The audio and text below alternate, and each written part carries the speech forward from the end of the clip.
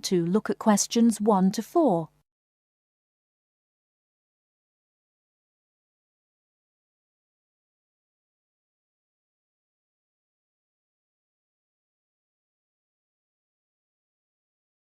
Now we shall begin. You should answer the questions as you listen, because you will not hear the recording a second time. Listen carefully and answer questions 1 to 4. Good evening, sir.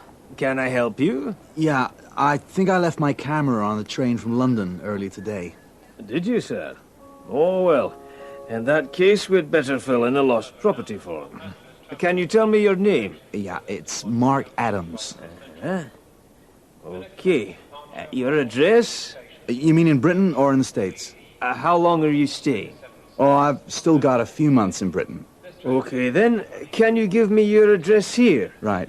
It's 21 Thames Drive, Leigh-on-Sea. That's Leigh on Sea, Essex.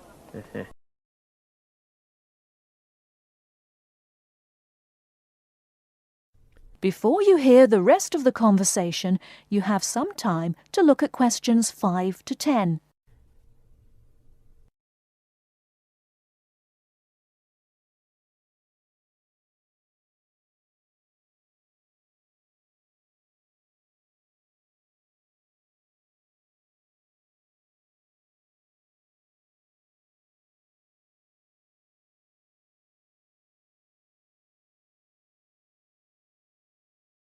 Now listen and answer questions 5 to 10. Do you want the phone number? Yes, I'd better have that. Okay, 0702 35211. Thanks. And you say it was a camera. What make and model? It's a Ricoh. Ricoh. How do you spell that? Ricoh. Okay, got that. Now, you say it was the London train. What time did it arrive in Edinburgh? At 4:55 this afternoon. Exactly on time. Well then, if we find it, sir, shall we phone you? No, I think I'll drop in the day after tomorrow to check up. Right you are, sir. We'll do our best.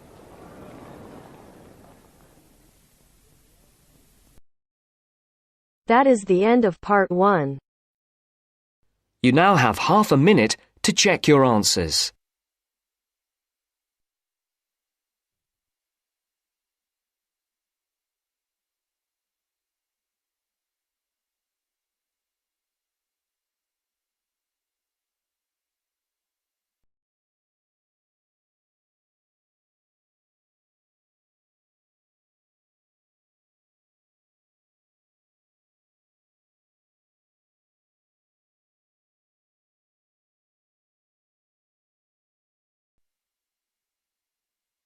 Now turns to part 2.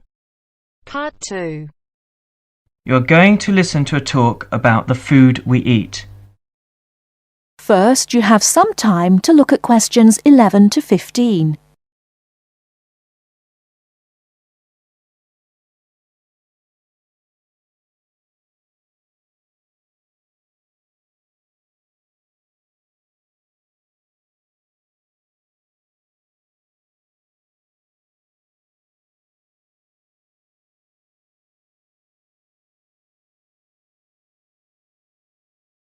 Now, listen carefully and answer questions 11 to 15.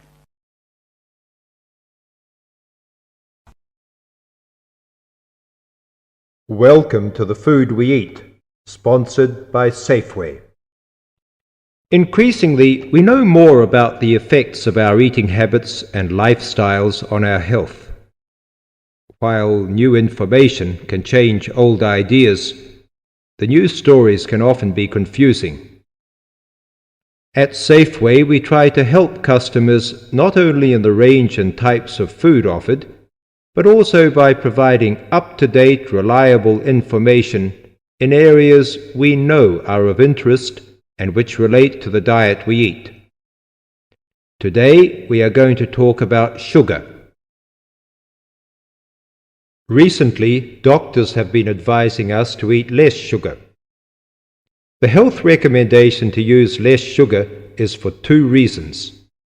Firstly, for the sake of our teeth, since the amount and frequency of sugar consumption links to decay. Secondly, as sugar is a good source of calories, it can easily be a problem if we tend to be overweight. The dental risk is because bacteria which occur naturally in our mouth feed on carbohydrates, sugar and starch, to form plaque and acid. Plaque is a sticky coating that prevents the bacteria being removed by saliva. The acid attacks the tooth itself. This takes time, however, so the trick is to avoid sticky foods like sweets, which stay around in crevices feeding the bacteria. Before you hear the rest of the talk, you have some time to look at questions 16 to 20.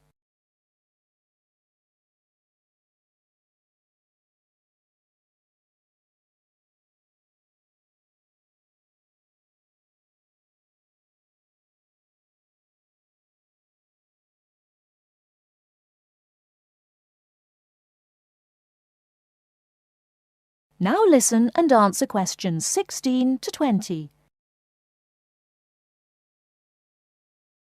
Regular brushing, preferably with a fluoride toothpaste, helps remove particles and resist acid. The worst thing you can do is nibble sweet things between meals. It puts your teeth under constant attack. A sweet tooth develops gradually, and you might be surprised at how you can steadily unlearn the taste, taking in fewer calories and saving your teeth. Here are some ways. A. Gradually cut down the sugar in tea and coffee till you can stop altogether or switch to sweeteners. B. Choose snacks with a lower sugar content. Fresh fruit, raw vegetables, crackers, milk or low-fat natural yogurt. Remember, some fruits like raisins have lots of sugar. C. Look for reduced sugar alternatives. There are more and more around, from diet drinks to yogurts, even jams and sauces. D. Try gradually to cut back on the sugar you use in cooking, especially in baking. That is the end of part 2. You now have half a minute to check your answers.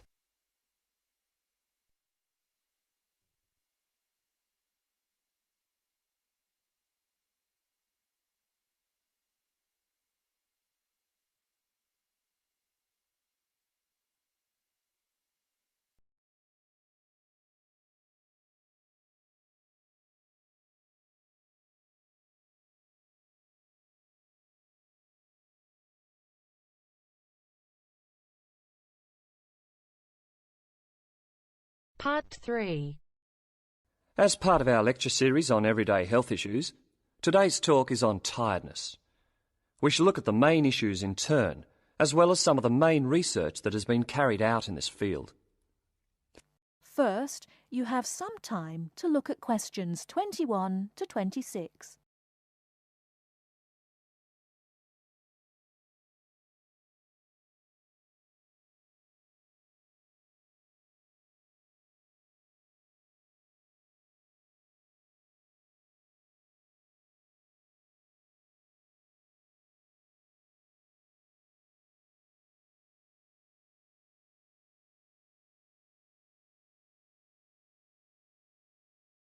Now listen carefully and answer questions 21 to 26.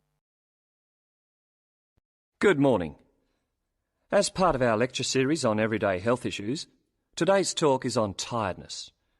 We shall look at the main issues in turn, as well as some of the main research that has been carried out in this field. Firstly, it is clear that tiredness is on the rise.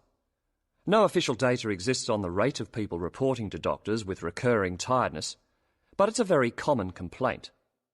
Research suggests that people are not relaxing properly and often work when they do not have enough energy. Furthermore, products to boost energy are also on the rise. Sales of so-called energy drinks loaded with caffeine and sugar have grown by 23% over the last year. And this is not the only instance of an increase in products claiming to boost energy. Guarana, a herbal stimulant, can now be found in everything from chocolate bars to tea bags. Now let's examine what it is that's making people so tired. Dr. Liebhold, a Sydney GP, has done extensive research into this, and he believes that financial pressures, not taking holidays, and not having time off when you become ill due to fear of losing your job are all common causes. Some of the other suggested causes are low oxygen levels in offices, poor diet, or illness. The problem is that tiredness is a symptom of just about every kind of illness, which makes tracking down the cause all the more difficult. The next question to ask is, are people getting enough sleep? Dr. Mansfield from Melbourne's Epworth Sleep Centre, who specialises in sleep disorders, says insomnia often arises when people are going through a stressful period. Mansfield often needs to re-educate people in how to get off to sleep. He recommends keeping your body clock regular by going to bed and rising at similar times every day, and not drinking too much caffeine. And there is some truth in the old story about having a glass of hot milk before bed. Milk contains the amino acid tryptophan, which has been shown to help induce sleepiness. Turning to the question of why we need sleep, researchers are still trying to answer this fundamental question. Sleep deprivation experiments have shown that after 14 days without sleep, rats will lie down and die. And after only 3 days sleep loss, humans get confused, forgetful, and start having hallucinations. So whatever sleep does, it is important. Before you hear the rest of the talk, you have some time to look at questions 27 to 30.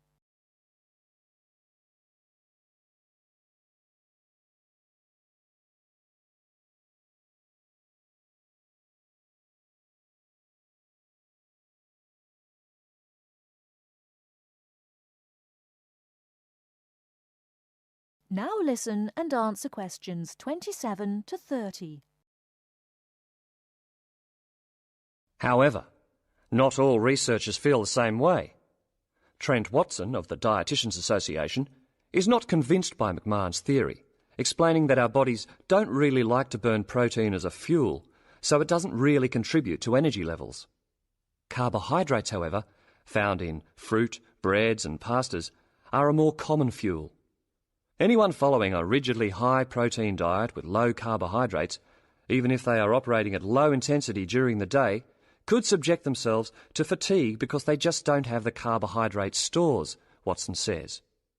In general, a good way to stay energised from a dietary point of view is to eat red meat, green leafy vegetables and whole grains.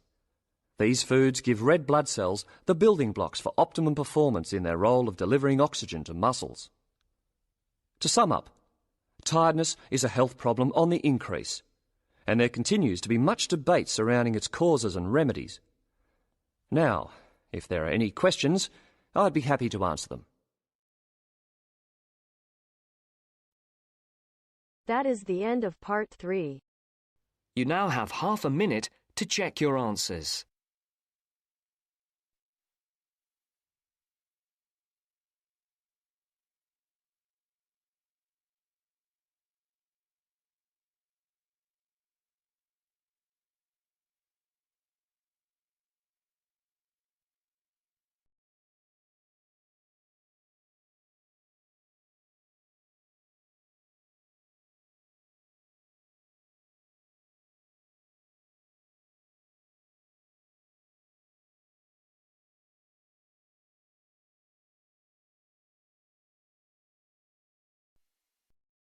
Now turns to part 4. Part 4. You'll hear an introduction about the tutorial courses of the physics school. First, you have some time to look at questions 31 to 40.